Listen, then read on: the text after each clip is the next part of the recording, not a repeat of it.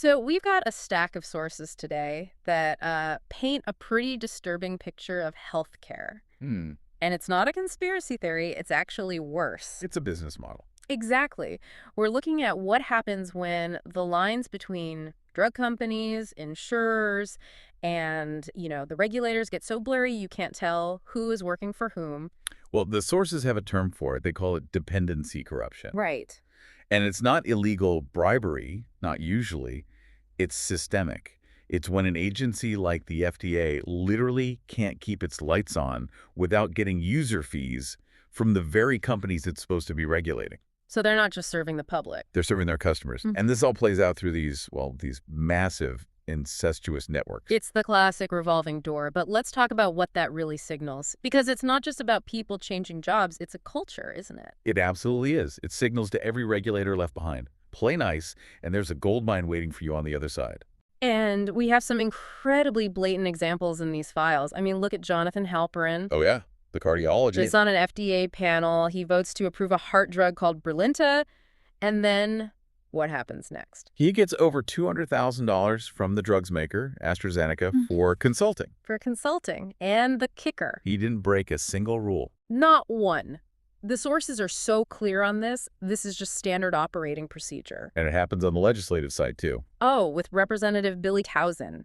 He pushes through the 2003 Medicare Prescription Drug Act. And this is the law that, crucially, bans the government from negotiating drug prices. It's basically a blank check for pharma. And then what, 2 months later? He walks right out of Congress and straight into the CEO chair at FHRMA The main industry trade group. for a reported $2 million salary. It's almost too on the nose. And that, right there, is regulatory capture, in a nutshell. The machinery is just greased to serve the industry's interests. So that's physical medicine.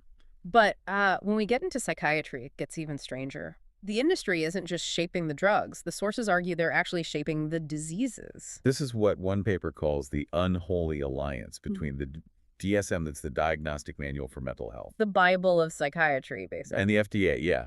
The FDA generally won't approve a drug unless it matches a specific disorder in that book. So to sell a drug. You need to create or expand a disorder first. Exactly. And the people writing that book? We found that 69% of the DSM-5 task force members had financial ties to the pharmaceutical industry. 69%. Which is how you get what's called disease mongering. Yeah. You just expand the boundaries of a diagnosis to create a new market. The most absurd example of this has to be Eli Lilly. With Prozac. Their patent for Prozac was expiring. The cash cow was dying. So what do? They take the exact same chemical fluoxetine, put it in a pink and lavender pill, rename it Serafem, and start marketing it for a new disorder. Premenstrual dysphoric disorder, PMDD. And, of course, the panel that approved that new disorder for the manual. Heavily tied to Eli Lilly. You see how it works. It's a closed loop. Now, rebranding a pill is one thing, but this kind of corruption, it has a body count. We have to talk about Vioxx. Yes. This is the end game of that dependency we mentioned. Vioxx was a painkiller from Merck. But they marketed it despite having internal data showing it caused heart attacks. But the real institutional failure here was the FDA. Right, because their own researcher, Dr. David Graham, he tried to sound the alarm. He waved the red flag about the risks, and his bosses, they didn't thank him. No. They bullied him. They actually called a medical journal to try and stop them from publishing his findings. They chose to protect the client, Merck, over the public. And the toll. The estimated deaths from Vioxx are comparable to U.S. casualties in the Vietnam War. Just let that sink in. That is the cost of these monopolies, these incestuous networks protecting their own. It really drives home the point that we aren't looking at bad apples. We are looking at bad barrels. The whole system is designed this way, and you feel it in your wallet.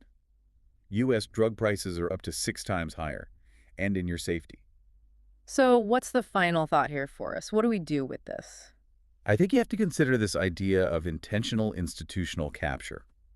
I mean, when we view our own mental distress solely through the rigid categories of a manual that's funded by the people selling the cure, Are we actually getting medical care? or are we just playing the game of a massive commercial enterprise? Something to think about. Thanks for diving in with us.